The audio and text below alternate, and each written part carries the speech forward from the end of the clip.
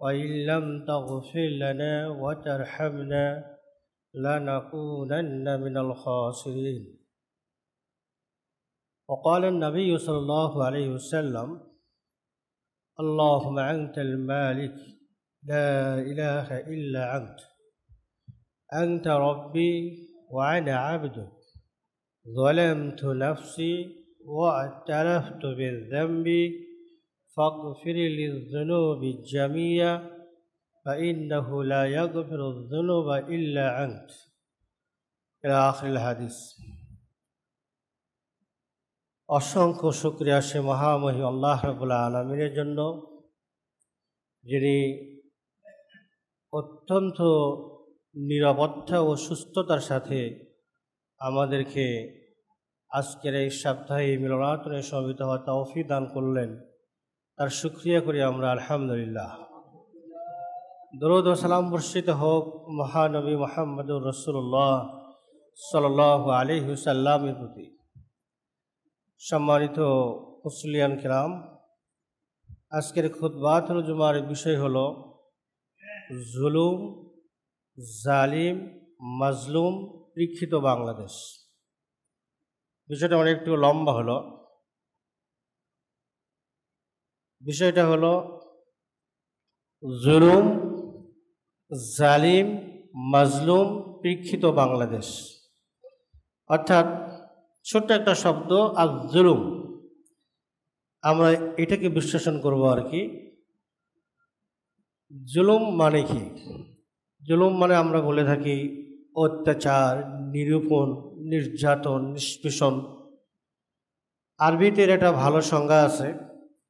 জুলুম বলা হয় ওয়াদউ শাইয়্যি ইনদা গায়রি আহলি, যে জিনিসটা যেই জায়গায় রাখা উচিত না সেটা সেই জায়গায় রাখা, অর্থাৎ অনুপযুক্ত জায়গায় কোনো কিছু রাখা, এর নাম হলো কি? জুলুম। এই সংজ্ঞার দিক থেকে জুলুমের বিভিন্ন সেক্টর হয়ে যাবে, আমরা আমাদের আলোচনায় দেখব ইনশাআল্লাহ। তো স্বাভাবিক আমরা জেনে রাখি যে জুলুম মানে যে জিনিস যেখানে রাখা উচিত না সেটা সেখানে রাখা। আর শাব্দিক অর্থ থেকে যেটা আমরা জেনে থাকি যে জুলুম করা মানে অত্যাচার করা, নিরূপণ করা, কারো অধিকার হরণ করা, কাউকে অপমান করা, তুচ্ছ করা, তাচ্ছিল্য করা, কাউকে মারা, কাউকে হত্যা করা ইত্যাদি কি জুলুমের ভেতরে। তা আমাদের আলোচনায় আমরা তিনটা শব্দ নিয়ে আসছি, আপনারা লক্ষ্য করছেন। একটা হলো জুলুম, আরেকটা হলো কি জালিম বা জলিম, আরেকটা কি মাজলুম। জুলুম কি? যে কাজটা, যে অন্যায়টা, যে নিপীড়নটা, এটার নাম হলো কি জুলুম। এই কাজটার নাম কি? জুলুম। যেমন আমরা আজকে মসজিদে এসেছি কিসের জন্য? সালাত আদায়ের জন্য। তো সালাত একটা কি কাজ, সালাত একটা কাজ। আর যিনি করেন উনি কি? মুসল্লি, উনি মুসল্লি। তো জুলুম একটা কাজ, সে কাজটা কি? যাবতীয় অন্যায় এবং অনাচার, এর নাম কি? জুলুম। এটা একটা কাজ। যিনি এই কাজের সাথে জড়িত স্বয়ং আল্লাহ রাব্বুল আলামিন তার নাম দিয়েছেন জালিম, এবং গ্রামাটিক্যাল অনুযায়ীও তার নাম কি? জালিম। কোরআনে বহু আয়াত আপনারা দেখতে পাবেন আল্লাহ রাব্বুল আলামিন জালিমিন, জালিমুন ভাবে উল্লেখ করছে। মানে যে এর সাথে জড়িত, এই কাজের সাথে যে জড়িত তার নাম হলো কি? জালিম। কাজটার নাম জুলুম, যে করে সে জালিম। যাকে করলো, যে এই অত্যাচার, যে এই নিপীড়ন, যে এই অন্যায় শিকার হলো, তার নাম কি? তার নাম হলো কি? মাজলুম। তার নাম মাজলুম। তাহলে অন্যায় একটি কাজ বা অনেক জুলুমের সামষ্টিক নাম হলো কি? অনেক পাপ, অনেক অন্যায়ের সামষ্টিক নাম হলো কি? জুলুম। আর যে এই কাজটি করে সে হলো জালিম। আর এই কাজে যে শিকার হয়ে যায় সে হলো কি মাজলুম। আর প্রেক্ষিত কি ছিল বাংলাদেশ। আমরা এটার আলোকে বাংলাদেশকে একটু মিলাই দেখব ইনশাআল্লাহ। তাহলে প্রথম পেলাম আমরা জুলুম। এই জুলুম বোঝার জন্য আমাদেরকে প্রথম বুঝতে হবে এটা ব্যাপক একটা বিষয় এবং আল কোরআনুল কারিমে অনেক অংশব্যাপী আল্লাহ রাব্বুল আলামিন এটা আলোচনা করছেন এবং জালেমদেরও ইতিহাস আল্লাহ রাব্বুল আলামিন তিনি বর্ণনা করছেন, তাদের পরিণতি বর্ণনা করছেন, তার দুনিয়ার পরিণতি বর্ণনা করছেন, আখিরাতের পরিণতিও বর্ণনা করছেন। এই একটা বিশাল একটা সাবজেক্ট। আমরা সংক্ষেপ জানব। জুলুম মূলত তিনটা রাস্তায় সাধারণত হয়ে থাকে, তিনটা দিক থেকে হয়ে থাকে। একটা জুলুম হলো স্বয়ং মানুষ তার রবের সাথে করে থাকে। কার সাথে করে থাকে? রবের সাথে করে থাকে। একজন মানুষ তার যে রব, হ্যাঁ, তার যে অধিকার, তার যে কথা, তিনি যা আমাদের করতে বলছেন এটা না করা, এটা কি? এটা একটা জুলুম। এক্ষেত্রে আল্লাহ রাব্বুল আলামিন তিনি তার সাথে শিরক করতে নিষেধ করছেন, তাই বলেন নাই? আল্লাহ তার সাথে শিরক করতে কি করছেন? নিষেধ করছেন। এই দৃষ্টিকোণ থেকে সবচেয়ে বড় জুলুম হলো আল্লাহর সাথে শিরক করা। এই জন্য আল্লাহ রাব্বুল আলামিন আল কুরআনুল কারীমে তিনি একটি অনেকগুলি বিবরণী আছে। তো আমাদের একটি হলো যে লোকমান তার ছেলেকে বলছিলেন, ইয়া বুনাইয়া, ও আমার ছেলে, লা তুশরিক বিল্লাহ, তুমি আল্লাহর সাথে শরিক করিও না, তুমি শিরক করিও না। কারণ কি? ইন্না শিরকা লাযুলমুন আযীম, শিরক হলো সবচেয়ে বড় জুলুম। তাহলে সবচেয়ে বড় অত্যাচার সেটা কোনটা? কোনো মানুষকে অপমান করা না সবচেয়ে বড় জুলুম না? কারো সম্পদ লুটতরাজ করা সবচেয়ে বড় জুলুম না? কোনো মানুষকে মেরে ফেলে দেওয়া সেটাও বড় জুলুম না? সবচেয়ে বড় জুলুম হলো স্রষ্টার সাথে, খালেকের সাথে, আল্লাহর সাথে অন্য কাউকে শরিক করা, শিরক করা, সেটা সবচেয়ে বড় জুলুম। এই জুলুম কি এই দেশে আছে কি নেই? আছে। অসংখ্য মাধ্যমে এই জুলুম বাংলাদেশে আছে। তবে মজার বিষয় হলো এই জুলুমের বিরুদ্ধে আন্দোলন খুবই কম। এই জুলুমের বিরুদ্ধে আন্দোলন খুবই কম। কম না? আজকে বাংলাদেশে মাজার রয়েছে নাই, যেখানে গিয়ে অসংখ্য মানুষ তার ঈমান হারিয়ে ফেলতেছে। শিরক কি না? অসংখ্য মানুষ। এই শিরকের বিরুদ্ধে কোনো আন্দোলন আছে? মুষ্টিময় কিছু মানুষ এর বিরুদ্ধে কথা বলেন, ঠিক আছে?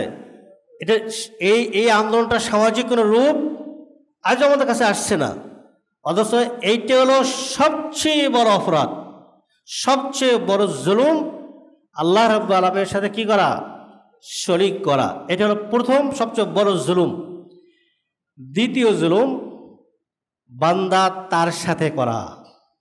খেয়াল রাখবেন, আল্লাহ রাব্বুল আলামিন এই যে আমাদের বাক শক্তি দিয়েছেন, কথা বলতেছি, এই কথা ন্যায়সঙ্গতভাবে না বলাটা জুলুম। মুখটাকে বন্ধ করতে হবে। আল্লাহ রাব্বুল আলামিন তার নবীকে বলছেন কি? তুমি ভালো কথা বলো, আউল ইয়াসমুত, অথবা তুমি চুপ থাকো। তুমি হয় ভালো কথা বলো, কল্যাণকর কথা বলো, আর যদি তা বলতে না পারো তাহলে তুমি চুপ থাকো। তার মানে আপনার মুখকে অন্যায়ভাবে ব্যবহার করা এটা জুলুম। আল্লাহ আপনি চোখ দিয়েছেন, আল্লাহ আমার হাত দিয়েছেন, সুন্দর অবয়ব দিয়েছেন, এগুলোকে সঠিকভাবে ব্যবহার না করা এটা হলো জুলুম। সর্বোপরি আল্লাহ রাব্বুল আলামিন আমাদেরকে কিছু নিয়ম কানুন দিয়েছেন, কিছু বিধান দিয়েছেন যে এইভাবে আমাদেরকে চলতে হবে। আল্লাহর এই বিধান অনুযায়ী না চলা এটা জুলুম। এটা কি? জুলুম। বান্দা তার সাথে সে জুলুম করছে। তা জুলুমের আমরা দ্বিতীয় সেক্টরে এসে কি বলছিলাম, বান্দা নিজের সাথে, প্রত্যেকটি মানুষ নিজের সাথে জুলুম করা, তার চোখ নিয়ন্ত্রণ না করা, তার চিন্তাধারা নিয়ন্ত্রণ না করা, তার হাত নিয়ন্ত্রণ না করা, তার পা নিয়ন্ত্রণ না করা, তার অভাব নিয়ন্ত্রণ না করা, তার আল্লাহর প্রতি ইবাদতের রুচি করা, সব কিছুই কি জুলুম, সব কিছুই কি জুলুম। প্রমাণ কি? কত প্রমাণ নেবেন, কত প্রমাণ নেবেন? আমাদের আদি পিতা আদম আলাইহিস সালাম এবং হাওয়া আলাইহিস সালাম, তারা কি করলেন? তারা জুলুম করলেন। কি জুলুম করলেন? আল্লাহ বলছিলেন যে তুমি ওই বৃক্ষ নিচে যেও না, তারা গেলেন, ওখান থেকে দুনিয়ায় চলে আসলেন। আসার পরে কি বললেন? রব্বানা যালামনা আনফুসানা। দেখছেন, রব্বানা, ও আমাদের রব, যালামনা, আমরা জুলুম করেছি, আমরা অত্যাচার করেছি তোমার উপর। তুমি বলছিল ওখানে যাব না, আমরা গিয়েছি। দেখেন জুলুম। আদম আলাইহিস সালাম এবং হাওয়া আলাইহিস সালাম জুলুম থেকে বাঁচার জন্য আল্লাহর কাছে প্রার্থনা শুরু করলেন, রব্বানা যালামনা আনফুসানা। আল্লাহ, আমরা আমাদের উপরে জুলুম করেছি। আমি কি বলছিলাম? মানুষ তার উপরে জুলুম করা। আল্লাহ, তুমি যদি আমাদের ক্ষমা করে না দাও, আমাদের প্রতি রহম না করো, লানাকুনান্না মিনাল খাসিরিন, তাহলে আমরা ক্ষতিগ্রস্তদের অন্তর্ভুক্ত হব। তাহলে জুলুমের আখিরাতের ভয়াবহতাও এখানে আসছে, শাস্তির কথাটাও এখানে আসছে। আমরা সালাত আদায় করি, সালাত আদায়ে কয়েক জায়গাতে আমরা জুলুমের কথা বলে থাকি। তার মধ্যে আপনি যখন সালাতে দাঁড়িয়ে যান, তখন একটা দোয়া পাঠ করেন, জানি না আপনারা পাঠ করেন কিনা। আমাদের দেশে আল্লাহুম্মা বাঈদ বাইনি বা এরকম ছোটো ছোটো কিছু আমরা পড়ে থাকি, হ্যাঁ। কিন্তু সহিহ হাদিসে আরও অনেক দোয়া আছে। তার মধ্যে একটি দোয়া আমি মাঝখান থেকে অনুবাদ করতেছি। আপনি হাত বেঁধেই, যেটাকে আমরা সানা বলি, সেখানে আপনি বলবেন, আল্লাহুম্মা আনতাল মালিক, আল্লাহ তুমি তো রাজাধিরাজ, তুমি কি মালিক, তুমি সমস্ত ক্ষমতার অধিপতি, তুমি সার্বভৌম ক্ষমতার মালিক। লা ইলাহা ইল্লা আনত, তুমি ছাড়া আর কোনো ইলাহ নেই, তুমি প্রকৃত আমাদের কি ইলাহ, তুমি আমাদের প্রকৃত মাবুদ।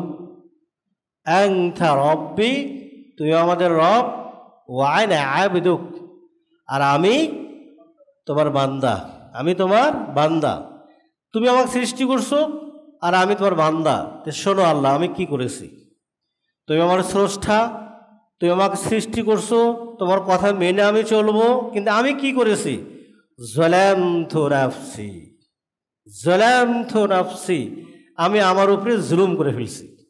কি জুলুম করছি? প্রত্যেকটি মানুষ নিজ নিজ জানে, জানে কিনা? আল্লাহ, আমি এটা করেছি, এটা করেছি, সেটা করেছি। এবং এখানে বলা হচ্ছে কি, যালামতু নাফসি, আল্লাহ আমি জুলুম করেছি। ওয়া'তারাফতু বিযামবি, আমি আমার এই পাপ, এই জুলুমকে তোমার কাছে স্বীকারও করতেছি। কার কাছে? আল্লাহর কাছে। সালাতে দাঁড়িয়ে আপনার এই জুলুমকে আপনি চর্চা করবেন, স্মরণ করবেন, জাগ্রত করবেন। আপনি আপনার পাপকে সামনে নিয়ে আসবেন, আল্লাহকে জানাবেন, অনুতপ্ত হবেন এবং বলবেন, ফাগফিরলি যুনুবি জামিয়া, আল্লাহ তুই আমার সকল পাপকে, সকল জুলুমকে তুই মাফ করে দাও। কারণ তুমি যদি মাফ করে না দাও, ইন্নাহু লা ইয়াগফিরু যুনুবা ইল্লা আনতা, আল্লাহ তুমি ছাড়া এই জুলুম, এই পাপ, এই অন্যায়, এই অত্যাচার, তোমার প্রতি যে অত্যাচার আমি করেছি, এটা আর কেউ ক্ষমা করে দিতে পারবে না। আল্লাহ ওয়াহদিনি লিআহসানিল আখলাক, খুব ভালো করে খেয়াল রাখবেন, ওয়াহদিনি লিআহসানিল আখলাক, আল্লাহ উত্তম চরিত্রের দিকে তুমি আমাকে ধাবিত করো। উত্তম চরিত্র মহাসম্পদ। ওয়াহদিনি লিআহসানিল আখলাক, আল্লাহ তুমি আমাকে উত্তম চরিত্রের দিকে ধাবিত করো। লা ইয়াহদি লিআহসানিহা ইল্লা আনত, তুমি যদি কাউকে উত্তম চরিত্র দান না করো, তাহলে এইটা আর কেউ দিতে পারবে না। উত্তম চরিত্র দাতা তুমি, তুমি আমাকে উত্তম চরিত্রবান বানাও, উত্তম চরিত্র, যত পথ ঘাট রাস্তা আছে তুমি ওই দিকে আমাকে কি করো, পরিচালিত করো। ওয়াসরিফ আন্নি সাইয়্যাহা, আল্লাহ সকল অন্যায় থেকে, পাপাচার থেকে, কুচরিত্রর কাছ থেকে তুমি আমাকে নিবৃত্ত করো। আর তুমি ছাড়া এখান থেকে আমাকে কেউ নিবৃত্ত করতে পারবে না। সহিহ হাদিস, মুসলিমে অন্য হাদিসে আসছে। এই হাদিস থেকে আমরা কি পেলাম? আমরা নিজেরা আল্লাহর কাছে স্বীকার করতেছি কি যালামতু নাফসি, আল্লাহ আমি জুলুম করছি। তাহলে আমি আমার উপরে জুলুম করছি, স্বীকার করতেছি কিনা।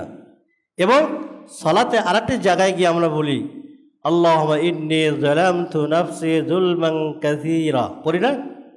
এটার নাম কি? দোয়া মাসুরা পড়ি। দোয়া মাসুরা অনেক, এটাকে আমরা দোয়া মাসুরা হিসেবে প্রসিদ্ধি লাভ করছে আমাদের সমাজে। আল্লাহুম্মা ইন্নী যালামতু নাফসি, ও আল্লাহ আমি আমার উপরে জুলুম করেছি, ও আল্লাহ আমি আমার উপরে জুলুম করেছি। তাহলে একজন মানুষ নিজের উপরে জুলুম করে, একজন মানুষ তার রবের উপরে জুলুম করে, তার রবের উপরে জুলুম করে। এটা সবচেয়ে বড় পাপ, সবচেয়ে বড় পাপ। তৃতীয় পর্যায় হলো মানুষ অন্যের উপরে জুলুম করে, অন্যের উপরে জুলুম করে। অন্যের উপরে মানে সে তার স্ত্রীর উপরে জুলুম করতে পারে, তার ছেলের উপরে জুলুম করতে পারে, তার মায়ের উপরে জুলুম করতে পারে, তার আত্মীয়দের উপরে জুলুম করতে পারে, তার প্রতিবেশীর প্রতি জুলুম করতে পারে, তার অধীনস্থ মানুষদের প্রতি জুলুম করতে পারে, তার এলাকার প্রতি করতে পারে, তার দেশের প্রতি করতে পারে, বিভিন্ন জনগোষ্ঠীর প্রতি করতে পারে। এটা হলো অন্যের উপরে জুলুম করা, অন্যের উপরে জুলুম করা, এবং খুব ব্যাপক অর্থে, অনেক ব্যাপক অর্থে। মনে রাখবেন সবচেয়ে বড় জুলুম আল্লাহর সাথে শিরক করা।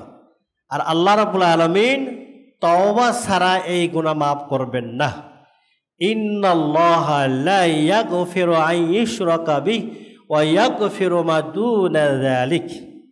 আল্লাহ রাব্বুল আলামিন তিনি শিরক গুনাহকে ক্ষমা করে দেন না। ক্ষমা করে দেন কখন? যদি সে বোঝে যে আমি শিরক করেছি এবং আল্লাহর কাছে ক্ষমা চায়, তাহলে তিনি দিতে পারেন। দ্বিতীয় স্তর হলো নিজের উপরে জুলুম করা। এখান থেকে বাঁচা খুবই সহজ। মানুষ নিজের উপরে জুলুম করতে করতে এই পাপাচার যদি আসমান জমিন ভর্তি হয়ে যায়, আসমান জমিন ভর্তি যদি সে পাপাচার করে, জুলুম করে, আর যদি সে আল্লাহর সাথে শিরক নামক জুলুমটা না করে থাকে, তাহলে আল্লাহ রাব্বুল আলামিন তার নবীর মাধ্যমে বলছেন, যদি আমার বান্দা আমার কাছে আসে আর এই আসমান জমিন ব্যাপী যদি সে পাপাচার জুলুম করে আসে কিন্তু আমার সাথে শিরক করে নাই, তাহলে আমি এর চেয়েও বড় ক্ষমা নিয়ে এসে তাদের সমস্ত গুনাহগুলোকে আমি ক্ষমা করে দিয়ে দেব। তাহলে আমাদের সুযোগ আছে। একজন মানুষ তার নিজের উপরে জুলুম করলে, সেটা যত বড় জুলুমই হোক, মাপ পাওয়ার সহজ উপায় হলো সে তওবা করে আল্লাহকে বলবে, আল্লাহ আমি এটা ভুল করেছি, আজ থেকে এটা আর করবো না, আজ থেকে এটা আর করবো না। তাহলে সেটা মাপ পাবে। মাপ পাওয়ার সাথে সাথে একটা বোনাসও পেয়ে যেতে পারে, যদি তার এই তওবাটা তাওবা আর নাসুহা হয়ে থাকে। এই তওবা যদি তার জীবনের শেষ চূড়ান্ত তওবা হয়ে থাকে, যে এটার পরে সে আর ওই পাপেই নিবৃত্ত হবে না, পুনরাবৃত্তি করবে না, আবার ওটা চর্চা করবে না, তাহলে আল্লাহ রাব্বুল আলামিন বলছেন আত-তাইব মাল্লা যামবা লাহু, তওবাকারী এমন ব্যক্তি যার কোনো পাপই নেই, যার কোনো পাপই নেই। এবং তওবাকারীর জন্য আরেকটি বোনাস হলো, তওবা করার কারণে তার আমল নামায় যে সমস্ত পাপাচার জুলুম জমা হয়ে গেছিল, এগুলোকে আল্লাহ রাব্বুল আলামিন সওয়াবে পরিণত করে দিবেন। তাহলে এখানে বাঁচার একটা সুযোগ আছে। মানুষ তার ব্যক্তির উপরে জুলুম করছে, বাঁচার একটা সুযোগ আছে। মানুষ যদি অন্যের উপরে জুলুম করে, আমরা বলছিলাম জুলুম, জালিম, মাজলুম, পরীক্ষিত বাংলাদেশ, পরীক্ষিত বাংলাদেশ। মানুষ যখন অন্যের উপরে জুলুম করে, তখন যার উপরে সে জুলুম করলো ওই লোকটা হয়ে যায় মাজলুম, আর যে লোকটায় এই অন্যায়ের চর্চা করলো সে যেই হোক সে হলো জালিম। সে কি? জালিম। যেই কাজটা করছে সে হবে জালিম, আর এই কাজের যিনি শিকার হয়ে গেলেন উনি হলেন কি? উনি হলেন কি? মাজলুম। উনি হলেন কি? মাজলুম। আমরা বাংলাদেশের প্রেক্ষাপটে জুলুম এবং মাজলুম এবং জালিম একটু দেখে নিতে চাই। বর্তমান ঘটে যাওয়া আমরা জানি এই কোটা সংস্কার আন্দোলন নিয়ে যে ইতিহাসটা হলো, প্রথমে আমি আপনাদের বলে রাখবো সেটা হলো, কোনো মানুষ যখন গণতান্ত্রিক সিস্টেমে কোনো কাজ করে এতে আমাদের কোনো আপত্তি নেই। কারণ কোনো মানুষ যদি এদেশে শাহজালালের মাজারে গিয়ে, শাহপরানের মাজারে গিয়ে সিজদা দিয়ে 24 ঘন্টা পড়ে থাকে, আমাদের কোনো আপত্তি নাকি? আমরা বলবো এটি শিরক, সে স্পষ্ট শিরক করতেছে। কিন্তু এখানে সিজদা দিয়ে সে যদি বলে যে এটা ইসলামী কাজ করতেছি, এটা কি মেনে নেবেন আপনি? এটা আপনি মেনে নেবেন না। মজার বিষয় হলো যে একই কাজ অনেক মানুষ করে, সে মুসলিম হতে পারে, অমুসলিম হতে পারে, আস্তিক হতে পারে, নাস্তিক হতে পারে, আর এই কাজটাই যখন কোনো মুসলিম ভাই অথবা কোনো মুসলিম ছেলে করে থাকে সেটাকে ইসলামের লিবাস দিয়ে দেয়। এটা অত্যন্ত দুঃখজনক। এটা অত্যন্ত দুঃখজনক। গণতান্ত্রিক কোনো কাজ এটা কখনো ইসলামী কোনো কাজ না, কখনো ইসলামী কোনো কাজ না। কোটা সংস্কার আন্দোলন এই কাজটি ভালো, এটা তাদের সরকারি চাকরিতে ছাত্রদের অধিকারের দাবি ছিল। এই দাবির বিশ্লেষণে এই কাজটা এই স্টুডেন্টদের জন্য ন্যায্য প্রাপ্তি ছিল, তা সে তারা পেয়েও ছিল, তার সরকার তাদেরকে দিয়েও দিয়েছিল। কিন্তু ঘটনা কি ঘটছে? ঘটনা ঘটল, এই সদ্য ক্ষমতা হারানো এই সরকার এক্ষেত্রে কয়েকটা জুলুম করেছিল এবং মানুষকে মাজলুমে পরিণত করেছিল। এবং এই সরকার এই ক্ষেত্রেই শুধু না, আরও অনেকবার করেছে।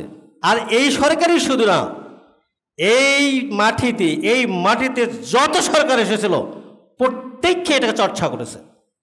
কেউ বেশি করেছে আর কেউ কম করেছে। আমরা যেহেতু এই বর্তমান সময়ের কথা বলতে যাচ্ছি, দেখুন বর্তমান সময়ে কি হলো। সামান্য একটি কোটা আন্দোলন ছিল, এটা কি বসে মীমাংসা করা যেত না? তখন সরকার খুব কঠিন অবস্থায় থাকলো। কঠিন না, আবার তাদের ছাত্রদলকে লেলিয়ে দিল, দেশ সংঘাতকে বাজাইয়ে দিল। সেখানেও একটা অবস্থা ছিল। পরবর্তীতে কি প্রতিনিয়ত যে কাজটি করে থাকে, তার প্রশাসনকে ব্যবহার করে মানুষকে হত্যা করা, বড় জুলুম, মানুষকে হত্যা করা। আপনারা দেখেন হেফাজতের সময়ে করেছে, বিভিন্ন সময়ে করেছে। এই কাজটাও শুরু হলো। এবং আপনারা জানেন আবু সাইদ নামে যে ছেলেটা মারা গেল, তাকে কেন্দ্র করে আন্দোলনটা তঙ্গে উঠল। তাই উঠল কিনা? তাহলে এই কাজটা সরকারের নিশ্চিত ভুল ছিল যে এতদূর না এসে মীমাংসা করে নেওয়া। কিন্তু পরে যখন মীমাংসা করতে চাইল তখন কিন্তু মীমাংসা করতে আর পারে নাই। পরে সে আরেকটি ভুল করেছে, সেটা হলো গুলি করে ছেলেদেরকে হত্যা করা। তৃতীয় আরেকটি ভুল করেছে, যারা অভিজ্ঞ মহল তারা বলে থাকবেন, তৃতীয় তার মারাত্মক ভুল হয়ে গেছে ঠিক এই সময়ে জামায়াতে ইসলামের ছাত্র শিবিরকে ব্যান করে দেওয়া। জামায়াতে ইসলাম এবং ছাত্র শিবির আমরা জীবনে একদিনও করি নাই, এবং এরাও আমাদেরকে কম কষ্ট দেয় নাই। এরপরও যা সত্য তা বলতে তো কোনো আপত্তি নেই। এই দেশে যদি আওয়ামী লীগ কাজ করতে পারে, অন্য কোনো গণতান্ত্রিক সংগঠনের ছেলেরা কাজ করতে পারে, সেই সিস্টেমে জামাত এবং শিবির কেন পারবে না? তারা এমন একটি সময়ে এসে তাদেরকে ব্যান করলো। তারা এখন দেখলো তাদের অনেক ব্যক্তিদেরকে ফাঁসির কাঠে ঝোলানো হয়েছে, অনেককে গুম করা হয়েছে, অনেকে নির্যাতিত নিষ্পীড়িত হয়ে এই দেশে বসবাস করতেছে। এমন অবস্থায় যখন এদেরকে ব্যান করে দিল, এদের বাঁচার আর কোনো পথ কি আছে? এখানে বাঁচার কোনো পথ আর এখানে নেই। ফলে এই শক্তিগুলা সরকার উৎখাত করার পথ বেছে নিল। পাশাপাশি বিএনপি দীর্ঘ সময় ধরে দাঁড়ানোর চেষ্টা করে ব্যর্থ হয়ে তারাও এখানে চলে আসে। ফলে সরকারের এই ভুল সিদ্ধান্তের কারণে একটি বিপ্লবের রূপ নেয় এবং যা আমরা গত 5 তারিখে দেখে ফেলছি তার বাস্তব চিত্রটা। এভাবে এই দেশের একটা বিপ্লব সাধিত হয় এবং মানুষ একদল জালিম আর একদল মাজলুমে পরিণত হয়ে থাকে। আমরা এই ক্ষেত্রে বলবো যে এই সময় যারা মাজলুম হয়েছেন তারা কিন্তু অনেক প্রশংসিত, যারা মারা গেছেন তারা অনেক প্রশংসিত। কিন্তু আমার একটি কথা মনে রাখবেন, গণতন্ত্রের ইপিঠ এবং ওপিঠ উভয়ই সমান। গণতন্ত্রের ইপিঠ এবং ওপিঠ উভয়ই সমান। একটা ছেলে হত্যাকাণ্ড দেখে সারা বাংলাদেশ তঙ্গে উঠেছিল, ওঠে নাই? সারা বাংলাদেশ তঙ্গে উঠেছিল। 5 আগস্টের ক্ষমতাচ্যুত হওয়ার পরে এর পরবর্তীতে বাংলাদেশে হচ্ছেটা কি? বাংলাদেশের সমস্ত পুলিশগুলো কি অন্যায় করেছে? সমস্ত ডিপার্টমেন্টগুলো কি অন্যায় করেছে? বাংলাদেশের আওয়ামী লীগের সমস্ত লোকগুলো কি অন্যায়কারী? বাংলাদেশের কর্তৃপক্ষ সবাইকে অন্যায়কারী? অথচ আজকে দিব্য সবার সামনে আমরা দেখেছি যে গণভবনে কিভাবে লুটতরাজ হচ্ছে। আপনারা দেখেছেন কিভাবে পুলিশকে মেরে শেষ করে দেওয়া হচ্ছে। আপনারা দেখেছেন কিভাবে থানাকে পুড়ে শেষ করে দেওয়া হচ্ছে। আপনারা দেখেছেন কর্তৃপক্ষের বাড়িগুলোকে কিভাবে পুড়িয়ে আজকে তাদেরকে মাজলুমে পরিণত করে দেওয়া হচ্ছে। এই মুহূর্তে কি তারা মাজলুম না? এই মুহূর্তে কিন্তু তারা মাজলুম। তা লাভটা কোথায়? তা লাভটা কোথায়? যে অন্যায়ের জন্য একটি সরকারকে উৎখাত করা হলো, আমরা এই জালেম সরকার উৎখাতের স্বাগত জানাই, কিন্তু এর পরক্ষণে যে কাজটা হচ্ছে এটা কি কোনো ক্রমে ভালো হয়েছে? কোনো ক্রমে ভালো হয় নাই। সুতরাং ইসলামের দৃষ্টিকোণ থেকে, ইসলামের দৃষ্টিভঙ্গিতে এই কাজগুলি সমস্ত জুলুমের কাজ। এর আগে যে কাজটা সরকার করেছে সেটাও জুলুম, আর এরা মাজলুম।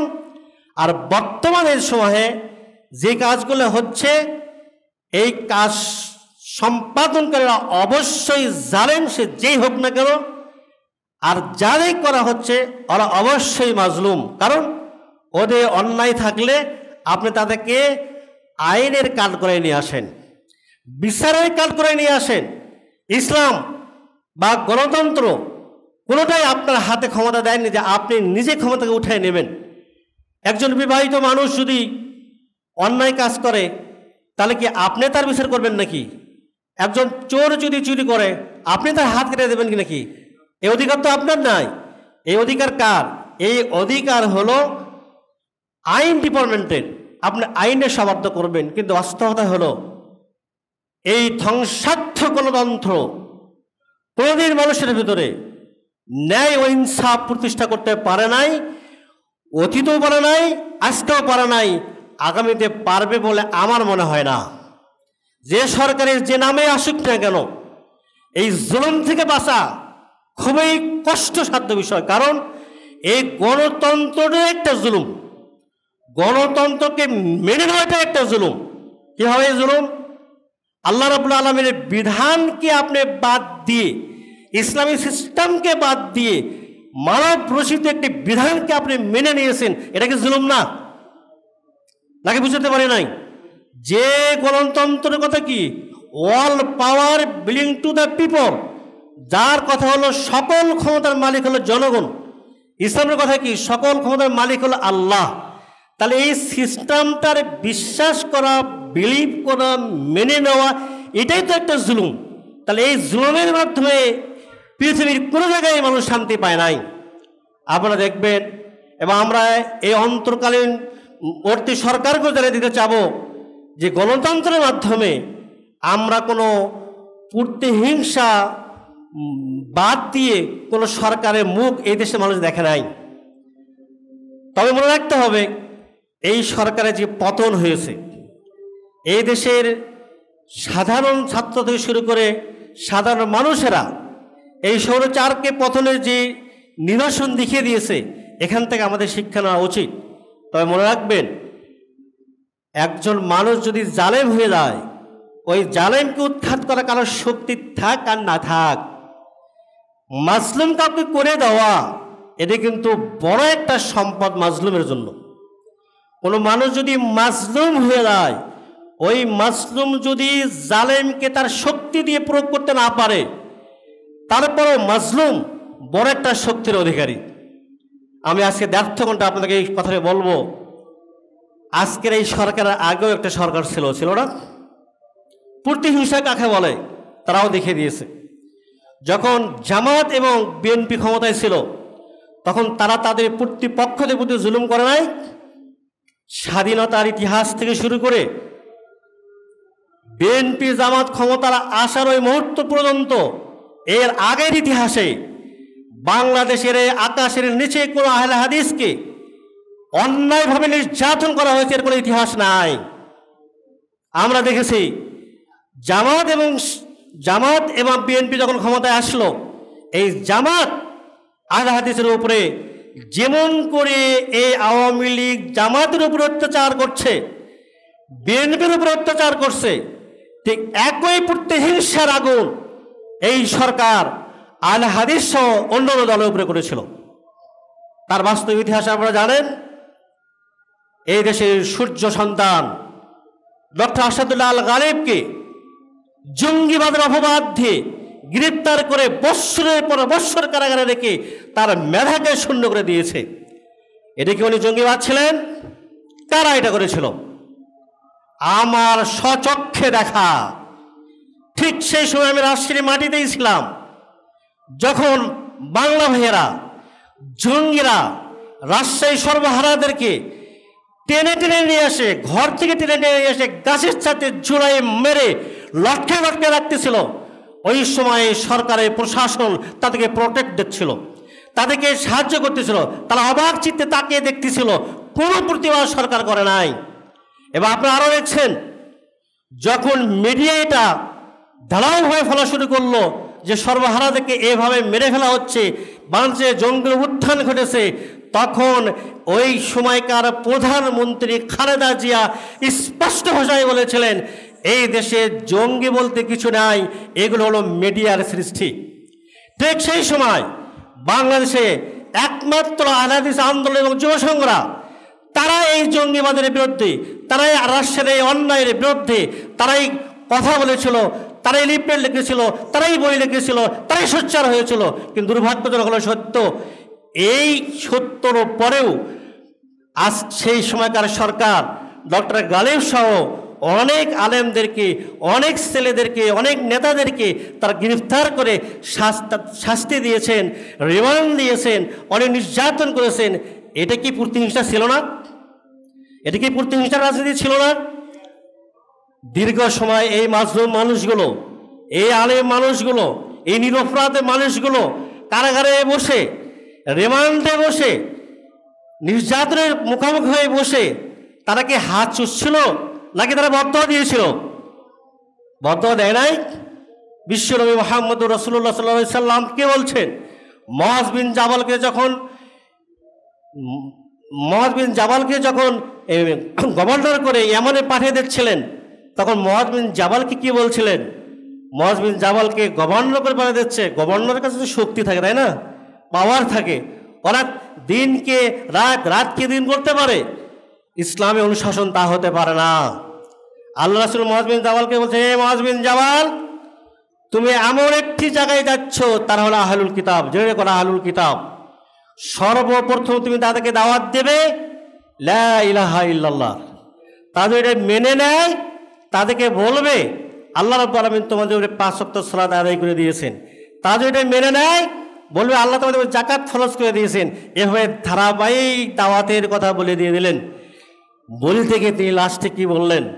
এই মুআয বিন জাবাল, ওয়াত্তাকে দাওয়াতাল মাজলুম, তুমি গভর্নর হয়ে এমানে যাচ্ছ, এতে কোনো দায় আসে না। ওয়াত্তাকে দাওয়াতাল মাজলুম, কোনো মানুষকে যেন তুমি মাজলুম করে জালেম না হও, কোনো মানুষকে যেন তুমি মাজলুম না করো।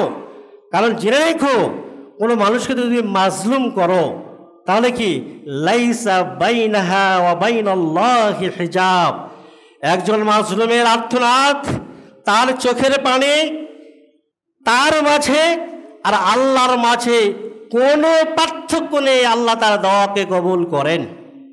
তার মানে মাজলুমের আর্তনাদ ফিরে যায় না।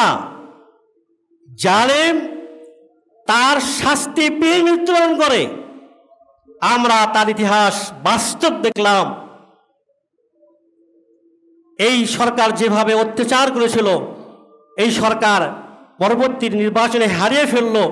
হারিয়ে ফেলার পরে দেখেন বিএনপির কি অবস্থা হলো, জামাতের কি অবস্থা হলো। আমরা কখনোই জামাতের উপরে নির্যাতন, শিবিরের উপরে নির্যাতন, বিএনপির উপরে নির্যাতন আমরা স্বাগত জানাইতেছি না।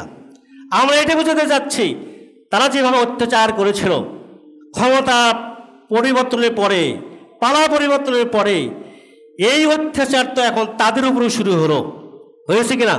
তাদের উপরেও শুরু হলো।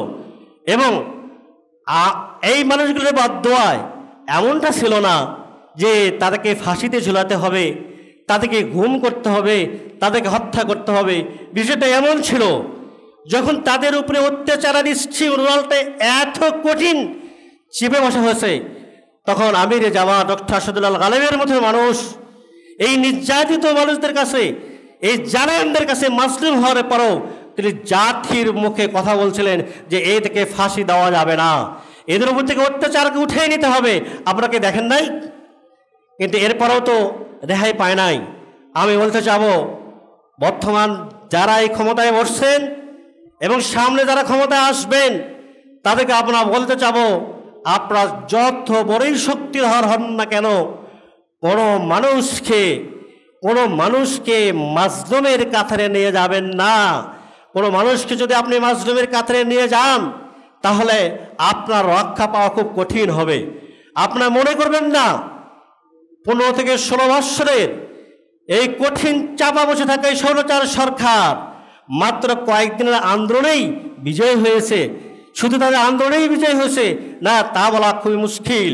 এখানে হতে পারে অসংখ্য মানুষের ফাঁসির কোঠায় ঝুলে দেওয়া, অসংখ্য মানুষের নির্যাতন করা, অসংখ্য মানুষকে মেরে ফেল দেওয়া, অনেক মাতার ছেলেকে হারানো, অনেক স্ত্রী তার স্বামীকে হারানো, অনেক বেদনা, অনেক মাজলুমের আত্মনাদ এখানে আছে। আপনারা দেখছেন। আবার আয়না ঘরের কথা, যেখানে কিভাবে মানুষকে নির্যাতন করা হচ্ছে, কিভাবে নিষ্পেষণ করা হচ্ছে। একজন মানুষ জানে না লোকটা বাঁচে আছে নাকি মারা গেছে। এই যে অত্যাচার, এই মানুষগুলো যে মাজলুম, এরা কি বদদোয়া করে নাই? এই বদদোয়ার কারণে যে এই সরকারের উচ্ছেদ হয় নাই তা কে বলবে? সুতরাং আপনি যতই শক্তিধর হন, যদি আপনার পাওয়ার থাক, আপনার রাইফেল, আপনার বুলেট, আপনার অত্যাধুনিক দুনিয়ার সমস্ত শক্তির চেয়ে বড় শক্তি হলো মাজলুমের আর্তনাদ। আপনি যদি কোনো মানুষকে যদি আপনি মাজলুম করে সে যদি আল্লাহর কাছে আর্তনাদ করে, তাহলে এই দোয়া কিন্তু ফিরে যাবে না। একদিন না একদিন আপনার ঘাড়ে চেপে বসবে। বিশ্বনবী মুহাম্মদ রাসূলুল্লাহ সাল্লাল্লাহু আলাইহি ওয়াসাল্লাম বলেছেন, 3 শ্রেণীর মানুষের দোয়া ফিরে দেওয়া হয় না। 3 শ্রেণীর মানুষের দোয়াকে ফিরে দেওয়া হয় না। তন্মধ্যে এক শ্রেণী হলো যে মাজলুম আল্লাহর কাছে দোয়া করে, যে মাজলুম আল্লাহর কাছে দোয়া করে। সর্বোপরি আমি আপনাদেরকে বলবো, আজকে সর্বত্র যে জুলুম হচ্ছে, এগুলোর যার যে অবস্থা আছে সেই অবস্থাতে এগুলো নিবৃত্ত করার চেষ্টা করুন।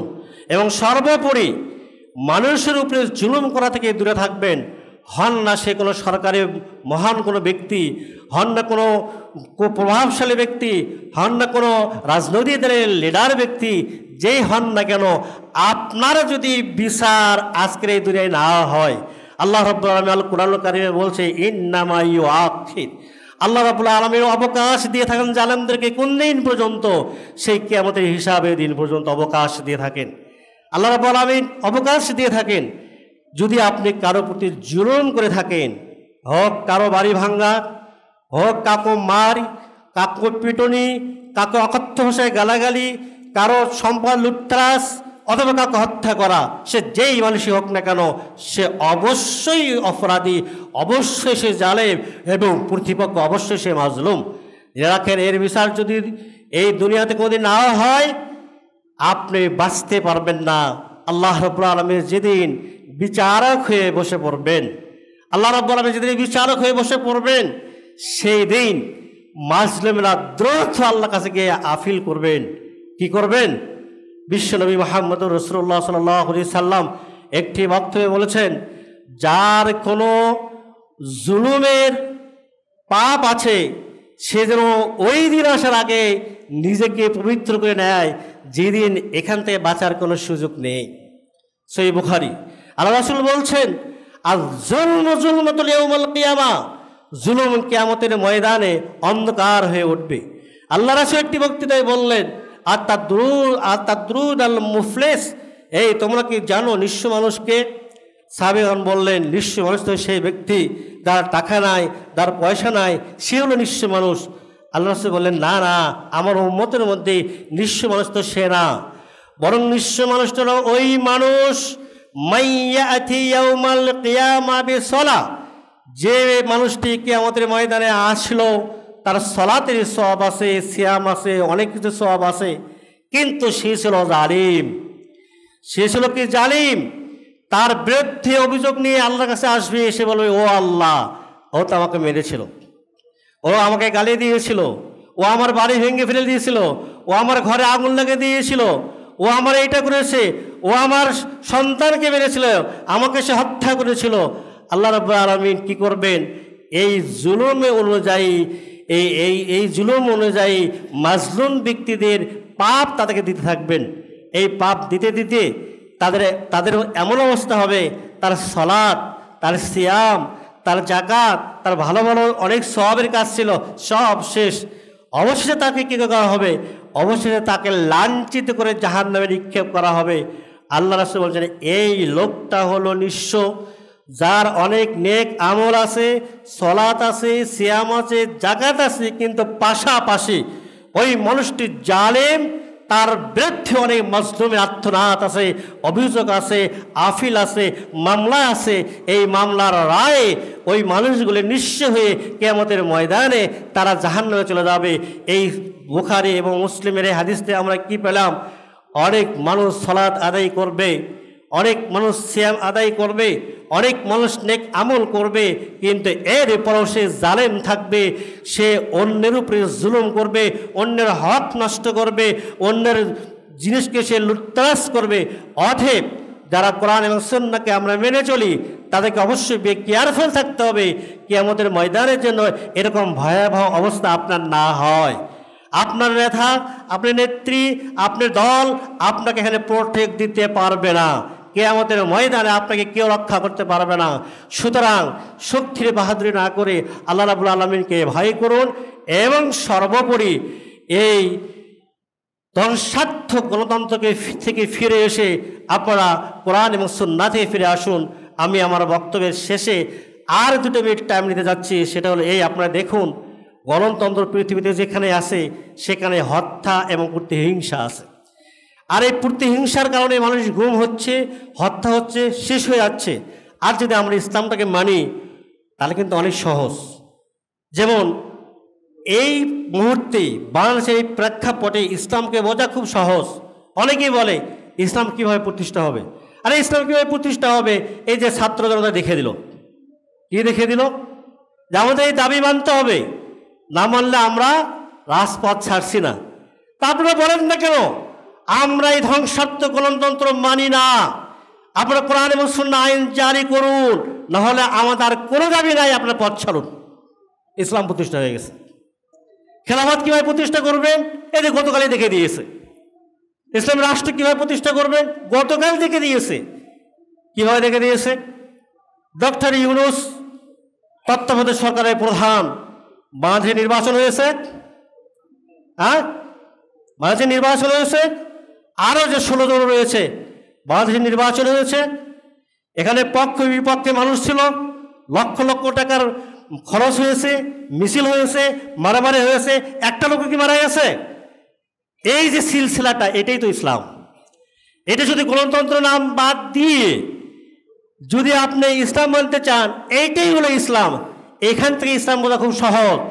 ইসলাম যারা ইসলাম বুঝে, ইসলামের দৌড়ে দেশ চালাতে পারে, এমন ব্যক্তিদেরকে নিয়ে আসে ঘোষণা দিতে হবে ইসলামী রাষ্ট্র, আর এইরকম বৈঠক করে সরকার গঠিত হবে, যেমন করে অন্তর্বর্তীকালীন সরকার গঠনের পরে এই দেশের কোনো মানুষের কোনো দ্বিমত নেই। আছে নাকি? কোনো আছে নাকি? এই যে প্রক্রিয়াটা, এই প্রক্রিয়াটাই তো ইসলামের প্রক্রিয়া। আপনারা এইভাবে যদি করেন তাহলে কি হবে, যে দলীয় বা পক্ষ বিপক্ষে কোনো মানুষ নাই, যারা আসবে নিরপেক্ষভাবে দেশের কাজ করবে। অতএব আসুন আমরা কোরআন এবং সুন্নাহ দিকে ফিরে আসি। সকল প্রকার তন্ত্র মন্ত্র, গণতন্ত্র, জাতীয়তাবাদ, পুঁজিবাদ, যত আধুনিক রাষ্ট্র দর্শন আছে সব ডাস্টবিনে নিক্ষেপ করে কোরআন এবং সুন্নাহর ওহীর দিকে ফিরে আসুন। তাহলে পৃথিবীর মানুষের মুক্তি আছে, নতুবা কোনো আন্দোলনে মানুষের কোনো মুক্তি নেই, যা আমরা ইতিহাসে দেখে এসেছি। আল্লাহ রাব্বুল আলামিন আমাদেরকে কোরআন এবং সুন্নাহর দিকে আসার তৌফিক দান করুন, আমিন।